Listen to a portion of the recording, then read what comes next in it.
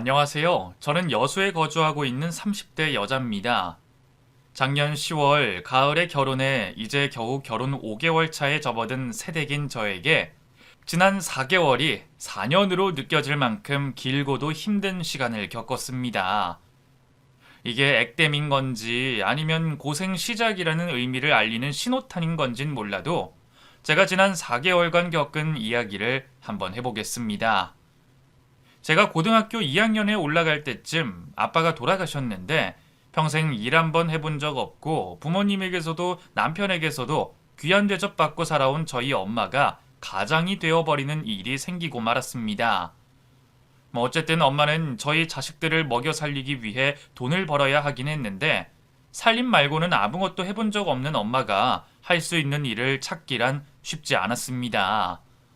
미영아, 다른 일 못 찾겠고 못하겠으면 그냥 언니 가게 와서 서빙이라도 하면서 돈 벌어보는 게 어떻겠어? 서빙 일 익숙해지면 언니가 우리 식당 조리 비법도 전수해 줄 테니까 일단 걱정하지 말고 언니 가게로 출근해. 갈치 요리 전문 음식점을 운영하고 있는 이모 덕분에 저희 엄마는 일자리를 겨우 구할 수 있었는데 그 일을 시작한 지 1년 만에 저희 외할머니께서 과부가 된 막내딸이 안타깝다며 식당을 하나 차려주셨습니다. 언니한테 물려받은 비법으로 너도 장사 시작해봐라. 너 혼자서 새끼 둘이나 키워야 되고 은진이 곧 있으면 대학도 가야 되는데 네가 무슨 돈으로 애들 대학을 보내겠어? 엄마도 알겠지만 내 성격은 장사하고 그럴 성격이 아니야. 언니 밑에서 일하는 것도 힘든데 내가 장사를 어떻게 하겠어? 그리고 다른 것도 아니고 음식점이라니. 나 죽어도 못해. 엄마라는 사람이 못하는 게 어딨어? 못해도 자식들 생각해서라도 해내는 게 엄마 아니여? 나는 뭐 처음부터 잘해서 네 아버지 없이 너희를 먹여 살린 줄 알아? 너 네 새끼들 불쌍하게 살게 하기 싫으면 네가 희생해서라도 애들 먹여 살릴 생각을 해야지. 너 힘들다고 못한다고 하면 네 새끼들 평생 돈 때문에 고생하면서 살 거야. 엄마는 음식점을 운영하는 것에 대해 걱정이 많으셨고 자신 없어 하셨지만 이모들과 할머니의 강요로 억지로 음식점을 오픈하게 됐습니다. 혼자서 음식점을 제대로 운영하지 못하는 엄마를 보며 안타까운 마음이 들었던 저는 고등학교를 다니면서 엄마의 식당 일을 도와줬습니다. 은진아, 그래도 네가 엄마 일 도와줘서 얼마나 다행인지 모른다. 할머니는 너 공부해야 되니까 못 나오게 하라는데 엄마는 너 없이 혼자서 어떻게 하나 싶어. 엄마, 힘들어도 정신 바짝 차리고 하면 실수 없이 잘할 수 있으니까 긴장하지 말고 급한 마음 먹지 말고 여유롭게 하려고 해봐. 그리고 내가 많이 도와줄 테니까 걱정하지 말고. 오히려 제가 엄마를 챙겨야 된다는 책임감에 저는 고등학교를 졸업하고 대학교에 진학을 해서도 엄마 식당에 출근을 하며 엄마를 도와줬습니다. 그렇게 몇 년을 지내다 보니 엄마의 식당 일이 제 일이 되어버려 저는 대학교를 졸업하고 나서는 취업을 하지 않고 엄마와 함께 식당을 운영했습니다. 은진아, 이제 가게도 확장했고 엄마 도와줄 직원들도 많이 생겼으니까 너는 이 일 그만하고 네가 하고 싶어 했던 일 하면서 살아. 엄마 이제 너 없이 혼자서 잘할 수 있을 것 같아. 내가 볼 때도 엄마 이제 나 없이 혼자서 잘할 수 있을 것 같네. 그리고 엄마 옆에서 도와주는 오래된 직원분들도 많으시니까 나 이제 내가 하고 싶은 거 할게. 이렇게 보니까 우리 참 그동안 고생 많았어. 네가 고생 많았지. 그 어린 나이에 어리숙한 엄마 돕느라 얼마나 힘들었니? 너도 네 친구들처럼 하고 싶은 거 많았을 텐데 다 마다하고 엄마 일 도와주고. 사실 혜진이 대학 보낸 것도 엄마가 아니라 유진이 너야. 알지? 알지. 그래서 혜진이 항상 나한테 고마워하고 있잖아. 그리고 엄마 나한테 너무 고마워하지 않아도 돼. 앞으로는 내가 엄마 덕 보고 살 거니까 엄마 각오해야 돼. 서른이 돼서야 저는 대학교에 배운 전공을 살려 처음으로 첫 직장을 얻었는데 그곳에서 저희 엄마 식당의 단골 손님을 만나게 됐습니다. 박은진 씨 어디서 많이 본 얼굴인데? 혹시 교차로 갈치집에서 저 보지 않았어요? 거기서 본 것 같은데.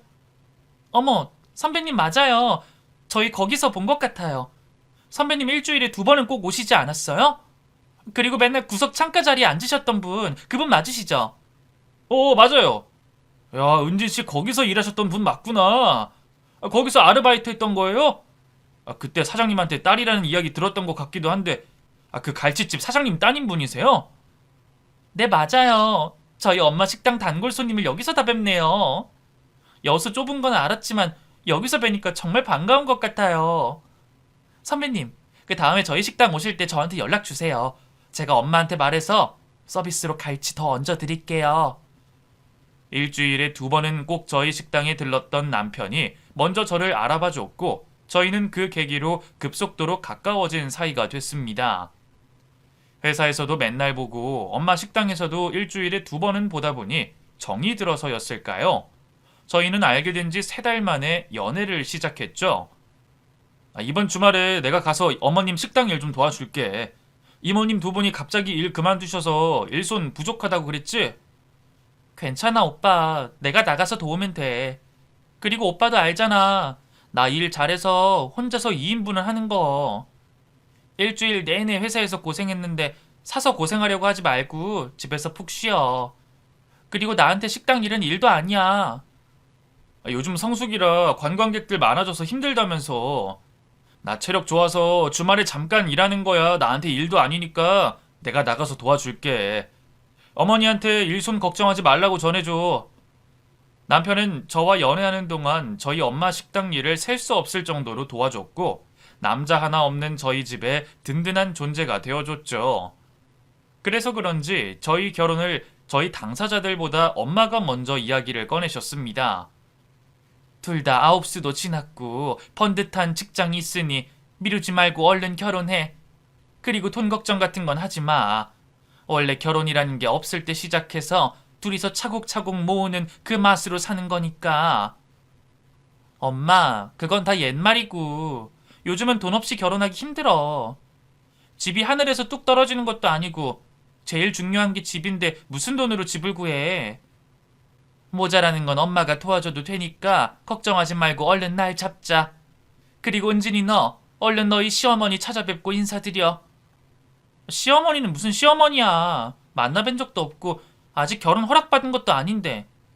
엄마 김칫국 너무 마시지 말고 일단 기다리고 있어봐. 친정엄마가 먼저 저희의 결혼 이야기를 꺼내면서 남편과 저는 자연스레 결혼 준비를 시작했는데, 남편이 저에게 자신은 모은 돈이 하나도 없다며 용기 내어 고백했습니다. 은진아, 부끄러운 이야기지만 지금 내가 모아둔 돈이 얼마 없어. 그래서 결혼식장 비용 말고는 내가 낼 수 있는 게 없을 것 같은데, 물론 대출 받으면 가능하겠지만 지금 내 재정 상태를 너도 알아야 될 것 같아서 말하는 거야. 돈이 없을 수도 있지. 괜찮아. 너무 잘못한 사람처럼 이야기할 필요 없어. 우리 있는 돈에서 형편 맞게 식장 구하고 신혼집 구해서 시작하는 걸로 하면 되지. 그리고 빚이 없는 게 어디야. 난 그것만으로도 감사한데. 그렇게 말해줘서 고마워. 근데 아무리 그래도 돈 한 푼 없이 장가가는 건 좀 아닌 것 같아서 그 아버지한테 연락드렸더니 아버지가 큰 돈은 못 해주지만 신혼집 구하는데 어느 정도는 보태주시겠다고 하시더라고. 시부는 아들만 두고 집을 나온 게 마음에 내내 걸렸다며 저희가 신혼집을 장만하는데 3분의 1 금액을 지원해 주시기로 약속했습니다. 저는 그것만으로도 정말 감사했었는데, 시모와 식사 약속이 있던 날 시모는 저와 남편에게 말도 없이 그 자리에 시부를 부르셨습니다. 아버지가 왜 여기 계세요? 엄마가 아버지한테 연락해서 오라고 한 거예요? 아버지는 저희가 따로 식사 자리 만들려고 했었는데요. 너희 아버지한테 내가 할 말이 있어서 부른 거니까 너는 가만히 있어. 그리고 인사를 시키려면 엄마랑 아버지 같이 불러서 한 번에 인사시켜야지. 너는 왜 따로 시킬 생각인 거니? 아버지는 같이 사시는 분이 계시니까 그분이랑 같이 인사드리려고 했지. 그리고 아버지, 엄마 불편해하는 거 엄마도 알면서 아버지 왜 불렀어? 첫 만남부터 저는 시모가 보통 얘기의 사람이 아니라는 걸 눈치챌 수 있었습니다. 시모를 대하는 남편과 시부의 말투와 태도를 보면 두 사람은 시모를 아주 진려한다는 걸 느낄 수 있었어요. 내가 불편하면 당신은 내가 하려는 이야기만 듣고 금방 자리에서 일어나는 걸로 하세요. 그러면 되는 거죠? 며느리 처음 보는 자리인데 어떻게 금방 일어날 수 있겠어? 그리고 하려는 이야기는 나중에 애들 없는 자리에서 하는 게 어때? 무슨 소리예요? 저 당신한테 할 말 있어서 여기 부른 거지 당신이랑 겸상하고 싶어서 부른 게 아니라고요. 당신 애들 신혼집 구하는데 말도 안 되는 금액 보태주기로 했다면서요. 아무리 그래도 집값의 반은 해줘야 되는 거 아니에요? 다른 애도 아니고 당신한테 있는 유일한 아들인데 그 정도는 해줘야죠. 그래야 얘도 처가에 어깨 펴고 살 수 있는 거 아니겠냐고요. 시모는 시부에게 왜 그 정도밖에 도와주지 못하는 거냐며 화를 내셨는데 시부와 남편은 짠 것처럼 동시에 한숨을 내셨습니다. 왜 대답을 안 해요? 왜 그것밖에 안 해주는 거냐고 내가 지금 묻고 있잖아요. 설마 같이 사는 그 여편네가 우리 아들 장가 가는데 돈 쓰지 말라고 말리기라도 했어요? 그게 사실이라면 저 절대로 가만히 안 있을 거니까 그런 줄 아시라고요. 오늘 며느리 처음 보는 날이라 나 웬만하면 참고 싶으니까 그만하고 그 이야기는 따로 하는 걸로 하지. 왜 애들 처음 보는 자리에서 이런 소리라는 거야? 애들이 있는 자리에서 해야 되는 게 맞죠? 아니 당신은 도대체 그동안 벌어온 돈을 어디다 쓴 거예요? 돈도 잘 버는 은행원이면서 왜 아들 장가 가는데 그렇게 쪼잔하게 구세요? 당신이 정말 그러고도 우리 애들 아버지라고 할 수 있어요? 그러면서 시모는 제가 듣기에도 거북할 정도로 시부와 함께 살고 있는 분의 욕과 남편의 이복 동생들의 욕을 거칠게 하셨습니다. 시부는 저 때문에 참으려고 애를 쓰시는 듯 했지만 자신의 부인과 딸들의 욕을 하는 시모 때문에 시부도 결국 폭발해버리고 말았습니다. 당신이 나한테 그런 말 자격이 된다고 생각해? 당신 나랑 이혼할 때 애들 핑계로 받아갈 돈 다 받아가 놓고 집 사달라고 떼써서 그 비싼 아파트까지 사준 거 벌써 이전년 말이야. 그거는 애들을 위해서 사달라고 한 거지 내 배부르자고 사달라고 한 거냐고요. 당신도 애들이 월세집에 전전하면서 살길 바라지 않았잖아요. 그뿐이야? 그것뿐이냔 말이야. 당신 애들 핑계로 지금까지 나한테 뜯어간 돈만 해도 수천이야. 그것도 양육비 제외하고 가져간 게 그 정도라고. 당신이 그 돈 가져가 놓고서 애들한테 엄마 노릇 제대로 하기라도 했어? 그리고 나는 당신한테 그 돈 주기 싫었지만 지금 나랑 같이 사는 사람이 애들 생각해서라도 주라고 해서 준 거야. 근데 당신이 어떻게 그 사람 욕을 할 수가 있어? 시부도 화가 나서 이성을 잃고 시모에 대해 폭로하듯 이야기를 늘어놓으셨는데 정말 정신이 아찔했습니다. 시부와 시모가 싸우는 모습이 아찔한 게 아니라 시모가 그간 저지른 일들을 들으니 솔직히 저게 인간인가 싶은 생각이 들기까지 했죠. 두 분 다 이제 그만하세요. 저는 아버지가 10원 한 장 안 보태주신다고 해도 원망 안 하고요. 오히려 엄마가 아빠한테 뭐라고 하는 게 더 당황스러우니까 저를 위해서라도 그만해 주셨으면 해요. 너는 또 네 아버지 편드니? 이래서 아들 키워봐야 소용없다니까. 그때 네 아버지 너 데리고 간다고 했을 때 그러라고 했어야 했는데 아주 후회 막심이다. 그날 저는 바로 저희 친정엄마에게 제가 목격한 것들에 대해 토시 하나 빠뜨리지 않고 그대로 전달을 했습니다. 그러자 엄마는 기겁을 하시며 시모와는 거리를 두고 지내라고 말했습니다. 너희 시어머니 진짜 문제가 많은 것 같다. 너희 시어머니 너희 시아버지한테 하던 짓 너희한테 그대로 할 것 같은데 그런 거는 초반부터 싹을 잘라내야 돼. 그거 어떻게 해야 되는 건데? 나는 오늘 우리 어머님 보니까 너무 무섭더라고. 이 결혼 꼭 해야 되나 싶은 생각이 들 정도였어. 엄마, 어머님이 나 며느리라고 나한테도 뭐 뜯어내려고 하면 어떡해? 찬성이한테 말해서 결혼하고 나면 우리는 시어머니 도와주는 거 없기로 약속하자고 약속부터 받았네. 내가 보니까 네 시어머니 분명 우리한테도 도움받으려고 하실 것 같은데 우리는 그러지 말자고 하란 말이야. 솔직히 그 약속 받아내는 거 아니면 파혼밖에 없는데 너 파혼은 하기는 싫은 거 아니니? 엄마의 조언대로 저는 결혼 후 시모에게 금전적인 도움을 주지 않는 걸로 약속하자고 제안을 했고 남편은 흔쾌히 그러겠다고 대답을 해줬습니다. 그리고 남편은 시부에게 신혼집 금액의 3분의 1을 지원받기로 했고 저도 똑같이 3분의 1을 낸 뒤 나머지 금액은 대출로 메꾸기로 했는데 친정엄마가 저희에게 나머지 금액을 지원해 주시겠다고 말했습니다. 대출하면 다 갚을 때까지 이자를 내야 되는데 솔직히 그거 생돈 날리는 거랑 다름없지 않니? 엄마가 도와줄 수 있어서 도와주는 거니까 너희가 내 도움 받았으면 좋겠구나. 장모님, 마음은 감사하지만 저희는 저희 힘으로 신혼집 구할 생각이에요. 솔직히 할 수 있으면 제가 다 해가고 싶은데 그러지도 못하고 있는 상황이잖아요. 근데 은진이가 더 많이 해온다고 하면 솔직히 제 마음이 조금 그럴 것 같아요. 물론 자존심이 상해서 그런 건 아니고요. 은진이랑 장모님한테 죄송스러워져서요. 아유, 도대체 그런 생각은 왜 하니? 부모가 자식 고생하는 거 보기 싫어서 도와준다는데 도와준다고 할 때 감사합니다 하고 받으면 되지. 정 그렇게 그냥 받기 싫으면 나중에 돈 생기면 갚는 걸로 하고 받아가는 걸로 해. 대신 은행처럼 이자는 안 받을 테니까 그건 걱정하지 말고. 남편이 그냥은 저희 엄마의 지원을 받기 싫다고 해서 저희는 나중에 갚는 걸로 하고 엄마의 도움을 받기로 했습니다. 그 사실을 시모에게 말해줬는데 시모는 상견례 날 그렇게 저희 엄마에게 트집을 잡으셨습니다. 사부인이 애들 집 구하는데 부족한 금액 지원해 주신다고 하셨다면서요? 아니다. 말은 똑바로 해야지. 지원이라고 하면 안 되겠네요. 애들한테 돈 빌려주신다고 하셨다면서요? 은행에서 대출받는 것보다 저한테 빌려가서 기한 없이 쓰는 게 낫지 않겠나 싶어서 그렇게 해주기로 했습니다. 맘 같아선 더 도와주고 싶은데 애들이 받지를 않네요. 애들이 안 받기는 뭘 안 받아요. 사부인이 도와주시겠다고 계속하셨으면 애들도 못 이기는 척 받았을 거 아니에요. 돈도 잘 버시는 사람이 왜 그렇게 쪼잔하게 그러시는 거예요? 쪼잔하단요? 사부인은 무슨 말씀을 그렇게 하세요? 저는 애들한테 해줄 수 있는 최선을 다해주고 있다고 생각합니다만 그게 최선이라고요? 제 눈엔 쪼잔한 걸로밖에 안 보이는데요. 해줄 거면 그냥 집 하나를 사주면 되지. 겨우 3분의 1 금액만 주는 거면서 그것도 그냥 주는 것도 아니고 빌려주는 거라니. 그게 쪼잔한 게 아니면 뭔가요? 제가 볼 땐 최선은 아닌 것 같네요. 남편이 시모에게 그만하라고 화를 냈지만 시모는 그럴 의지가 없어 보였습니다.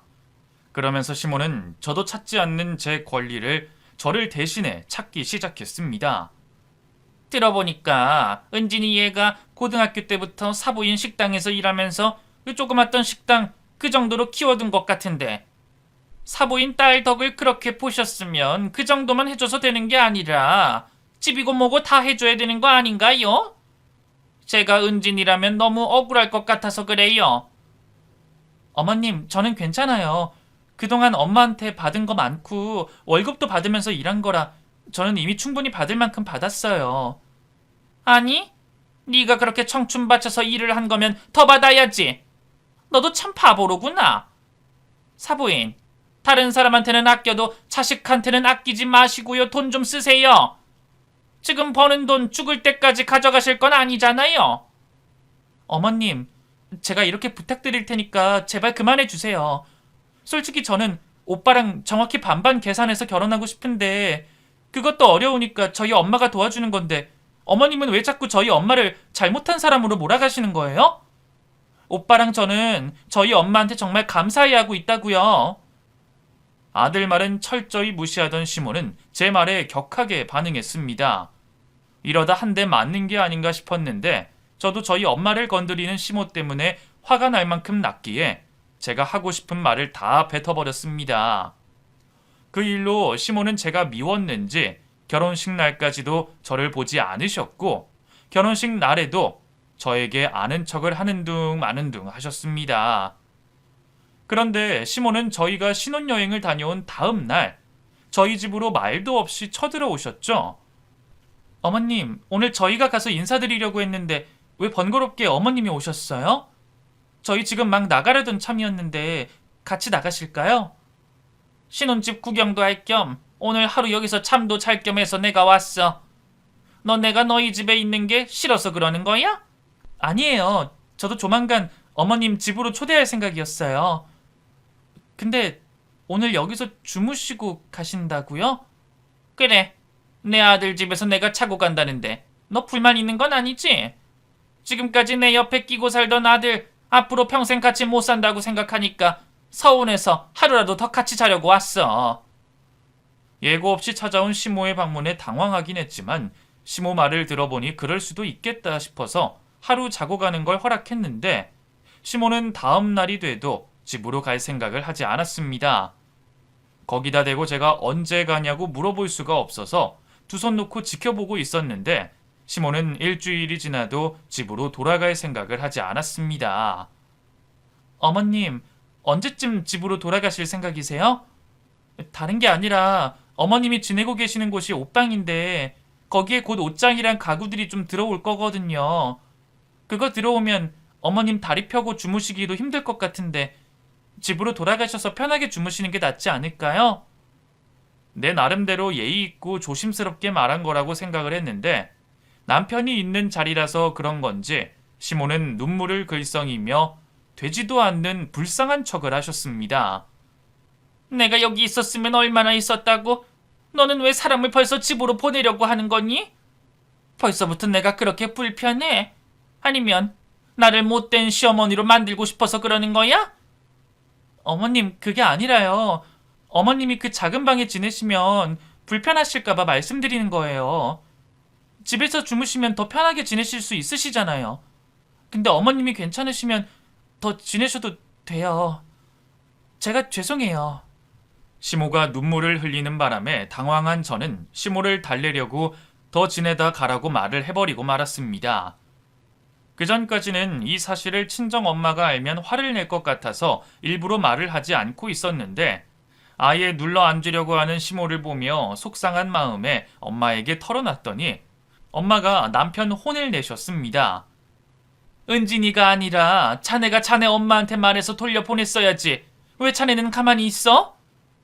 사부인도 정말 너무하신다. 어떻게 이제 막 신혼여행 다녀온 애들 옆에서 붙어 살려고 그러실 수가 있어?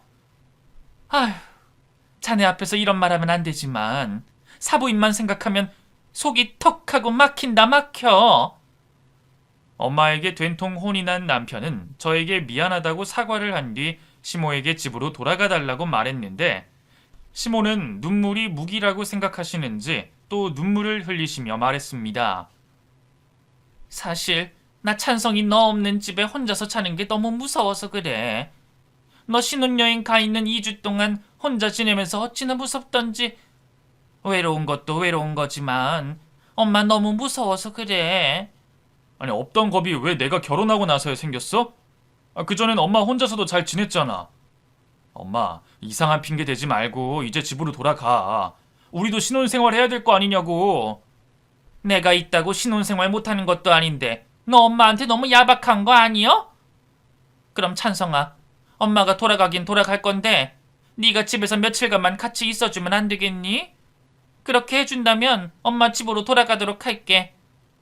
남편이 시모 집에 며칠 함께 머물러주는 조건으로 시모는 2주 만에 집으로 돌아가셨습니다. 그리고 일주일 뒤 남편이 집으로 돌아왔는데 남편은 못 볼 꼴이라도 본 사람 마냥 진절머리를 치며 말했습니다. 아무리 우리 엄마지만 나는 저런 우리 엄마가 너무 무서워. 가지 말라는 거 누나 도움받아서 겨우 왔는데 이럴 거면 나 장가를 왜 보낸 거냐고. 엄마 진짜 무슨 생각으로 저러는 거지? 어머님 진짜 왜 그러신데? 설마 저러다 또 집으로 오시는 건 아니겠지?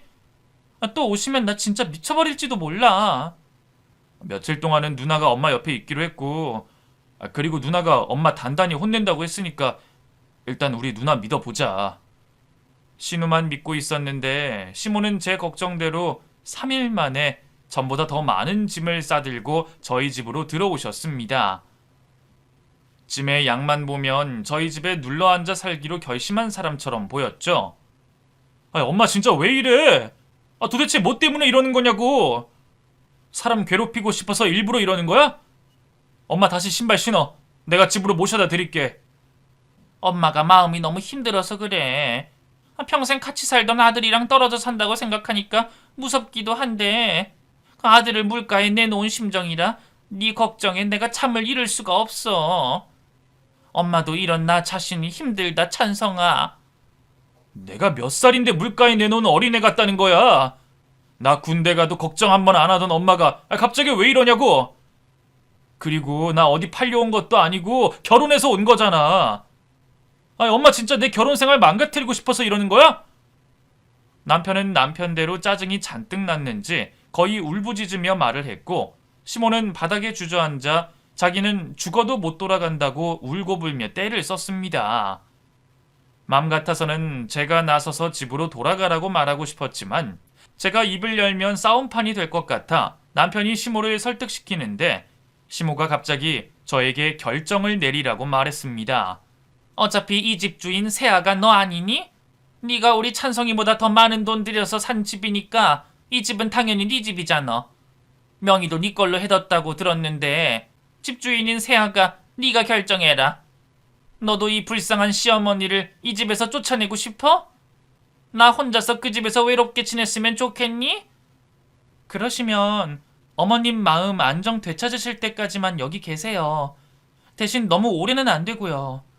일주일 정도만 머무르시는 걸로 해요. 어떻게든 집에 붙어 있으려고 시모를 보며 안쓰러운 마음에 일주일이라는 시간을 줬지만 그것은 저의 큰 실수였습니다. 시모가 일주일만 있으라고 한다고 있을 사람이 아니었던 것이었죠. 조금만 더 지켜보다가 시모를 보내려고 했는데 갑자기 집으로 신우가 들이닥쳤습니다. 아주 화가 잔뜩 난 상태로 말이죠. 엄마 진짜 미쳤어? 엄마 자식들한테 버림당하고 싶어서 작정을 한 거냐고? 도대체 엄마 우리 몰래 무슨 짓을 벌인 거야? 누나 왜 그래? 무슨 일인데 엄마한테 소리를 지르는 거야? 흥분 가라앉히고 무슨 일인지 설명부터 좀 해봐. 흥분을 가라앉힐래도 가라앉힐 수가 없고 엄마를 불쌍하게 보려고 해도 그럴 수가 없다. 찬성아, 엄마 우리 몰래 집 판 거 너도 몰랐지?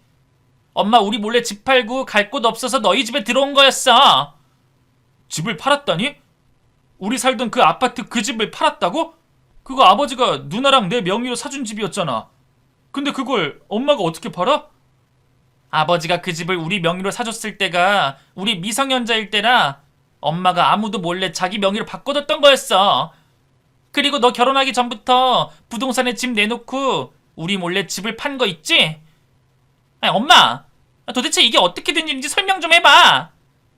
시모는 시부가 신우와 남편에게 사준 집을 거의 도둑질하듯 남에게 팔아 넘겼는데, 시모는 고개를 빳빳하게 들고서는 당황해하거나 미안한 기색 하나 없이 뻔뻔하게 말했습니다. 내 명의로 되어 있으면 내 집이지. 내가 내 집 판다는데 네가 왜 화를 내고 따지고 있어? 그리고 내가 남편도 없이 혼자서 너네 키워준 걸 생각하면 너네 당연히 그 집 나한테 줘야 되는 거 아니었니? 적어도 아빠한테는 허락을 받고 명의를 바꿨어야지. 엄마는 지금 자식들한테서 도둑질한 거나 다름없어. 일단 딴 말 필요 없고 당장 그 집 판 돈 내놔.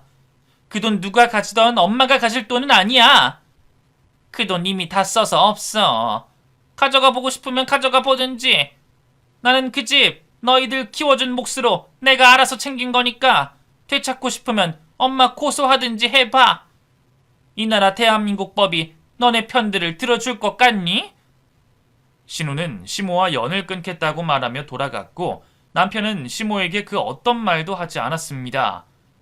맘 같아서는 시모를 당장 집에서 쫓아내고 싶지만 어떻게든 버틸 시모라 시모를 쫓아낼 궁리를 해야 된다고 생각했었죠. 그러면서 남편은 저희 엄마에게 조언을 얻어보자고 해서 엄마를 찾아갔더니 엄마는 이야기를 듣자마자 본인이 직접 시모를 쫓아내 주시겠다고 했습니다. 걱정들 하지 마라. 막장으로 나오는 사람한테는 더 개막장으로 나가야 돼. 내가 어떻게 해서든 사부인 그 집에서 쫓아내 주도록 할게. 엄마, 우리 어머님이랑 싸울 건 아니지. 나 절대 그런 건 바라지 않아. 괜히 우리 어머님 자극하고 싸우면 오히려 더 독이 될지도 몰라. 엄마가 그 정도도 생각 못할 것 같아? 엄마도 다 생각 있으니까 너희들은 나만 믿고 있어봐. 엄마가 도대체 어떻게 하시려나 싶었는데 그날 밤 엄마는 식당 문을 닫고 짐을 싸서 저희 집으로 들어오셨습니다. 엄마가 짐을 싸들고 집으로 들어오시자 저도 당황했지만 애써 아무렇지 않은 척 시모에게 말했습니다. 어머님, 저희 친정 엄마도 오셨어요. 제가 어머님께 미리 말씀드린다는 걸 깜빡했네요. 저의 말에 당황해하던 시몬은 금세 표정을 바꾸며 저희 집이 제 집인 양 주인 행세를 하며 말했습니다. 사부인이 여길 왜 오셨어요? 그 집은 또 뭐고요? 설마 사부인 여기서 지낼 생각으로 오신 건 아니죠? 사부인이 여기서 지내고 있다고 하셔서 나도 내 딸이랑 붙어 살고 싶어서 들어왔습니다. 왜요? 사부인은 되는데 저는 안 되는 겁니까? 그러든 말든 저는 사부인이랑 같은 방 쓸 생각이니 방 정리 좀 해주세요. 친정엄마가 시모가 지내던 방으로 들어가 자리를 잡고 앉자 시모는 똥 마려운 강아지처럼 안절부절 못하며 엄마를 지켜보셨습니다. 사부인, 그렇게 서 있지 말고 여기 잠시만 앉아보세요. 애들한테 이야기 들어보니까 사부인 살던 집 팔아서 갈 곳 없어서 여기서 지내신다고 하던데 설마 애들한테 땡전 한 푼 안 보태고 눌러앉아 사실 생각은 아니시죠? 저도 염치가 있는 사람이라 밥값을 할 생각입니다. 제가 애들 대신 밥 해주고 청소해주고 그러면 되는 거 아닌가요? 그거는 사부인 없어도 애들 스스로 할 수 있는 일인데 애들 일을 뺏어서 그걸 밥값이라고 하면 안 되죠? 솔직히 말해서 이 집 지분에 제 지분도 있으니 사부인 저한테도 신세 지고 있는 거나 다름없으니까 내일부터 저랑 같이 저희 식당에 가서 일하면서 밥값 하시는 게 어떻겠어요?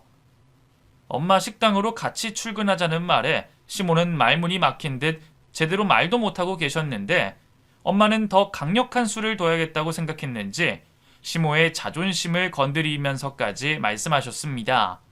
본인 입으로 본인도 염치가 있다고 하셨으니까 이제 막 신혼생활 시작한 애들한테 패끼치지 말고 저랑 같이 일하면서 돈도 벌고 하시는 게 어떻겠어요? 언제까지 여기서 지낼 수도 없는 노릇이고 돈 벌어서라도 이 집에서 나가줘야 되지 않겠어요? 사부인 설마 애들한테 민폐 끼치면서까지 여기서 쭉 눌러앉을 생각은 아니시죠? 저도 집 구해지면 나갈 생각이었습니다. 저도 부모인데 자식한테 민폐 끼치는 부모가 되고 싶겠어요? 사돈 저 가르쳐 드시려는 것 같은데 저도 잘 알고 있다고요. 저희 식당에서 일하시면 제가 월급도 부족하지 않게 챙겨 드릴 테니까 기생충처럼 여기서 아무것도 안 하고 눌러앉지 마시고 저랑 같이 일합시다. 내일부터 당장 가능하죠? 애들한테 이렇게 스트레스 주면서 설마 그것도 못한다고 하실 건 아니시죠? 왜 못합니까? 저도 하면 하는 사람이고 사부인 식당에 취직시켜 주신다고 하면 저야 좋죠. 하루라도 빨리 돈 벌어서 여기서 나가야 되지 않겠습니까? 저도 애들 눈치 보고 사는 거 힘드네요. 그리고 제가 사돈인데 다른 직원들보다 돈 더 잘 챙겨주시리라 믿고 가보겠습니다. 설마 저런 걸로 시모가 반응을 하나 싶었는데 저보다 시모 마음을 더 잘 알았던 엄마는 바로 시모의 자존심을 건드려 시모를 엄마의 식당으로 끌어들일 수 있었습니다. 아마도 엄마는 시모에게 힘든 식당 일을 시켜 알아서 나가도록 하게 만들려고 했던 것 같아 보였는데 일단 저는 엄마가 하는 걸 가만히 지켜보기로 했습니다. 그런데 다음날 아침에 눈을 떠보니 새벽 6시임에도 불구하고 시모와 엄마는 보이지 않았습니다. 엄마, 도대체 이 시간에 어딜 간 거야? 어머님 모시고 운동이라도 하러 나갔어? 운동은 무슨 운동이야. 새벽 3시에 네 시모 깨워서 수산시장 들렀다가 이제 막 식당에 도착했어. 나 지금 네 시모 가르치러 가야 돼서 바쁘니까 전화 끊어. 새벽 3시에 엄마 손에 이끌려 나간 시모는 밤 11시가 돼서야 집으로 돌아왔는데 시모는 고단한 하루였는지 집으로 오자마자 바로 잠에 드셨습니다. 그리고 몇 시간 자지도 못하고 다음날 새벽 3시에도 시모는 엄마 손에 이끌려 나가 밤 11시가 돼 집으로 돌아왔습니다. 이튿날 밤 시모가 잠에 들고 난 후 엄마는 남편과 저에게 이렇게 말했습니다. 오늘이 너희들 사부인 보는 마지막 날이니까 그런 줄 알고 자. 아침에 일어나 보면 사부인 흔적도 없이 사라져 있을 거다. 무슨 소리야. 내가 볼 땐 내일은 어머님 힘들어서 못 간다고 하실 거야. 어머님 많이 힘들어 보이시던데 내일 못 간다고 하면 억지로 데리고 가지 말고 집에서 쉬라고 해줘. 네가 그래서 문제야. 네가 그렇게 마음이 물러 터졌으니까 너희 시모가 그걸 알고 여기에 눌러 붙은 거잖아. 어쨌든 엄마는 이미 내가 할 일 다 한 것 같으니까 내일 아침에 지켜보자고. 엄마는 확신한 듯 말을 했지만 저희 시모도 만만치 않은 사람이라 저는 시모가 어떻게든 버티든 아니면 수를 써서라도 엄마 손에서 도망을 나오든 할 거라고 예상을 했었는데 다음날 아침에 눈을 떠보니 새벽에 출근을 했어야 할 친정엄마가 거실에서 여유롭게 차를 마시고 계셨습니다. 엄마, 오늘은 수산시장에 안 간 거야? 어머님 많이 힘들어 하시지? 오늘 못 가겠다고 하셨어? 눈 떠보니까 너희 시모 없던데? 새벽 1시 조금 넘어서였나? 너희 시모 내 옆에서 꼼지락꼼지락 하더니 짐 싸서 나가더라고. 너 잔다고 못 들었구나. 엄마의 말에 시모가 지내고 있던 옷방으로 달려가 봤더니 엄마 말대로 시모의 흔적은 그 어디에도 남아있지 않았습니다. 새벽 3시부터 밤 11시까지 사람을 그렇게 굴렸는데 어느 누가 버티겠어. 나도 안 하던 짓 하니까 너무 힘들어서 오늘은 출근을 못할 것 같다.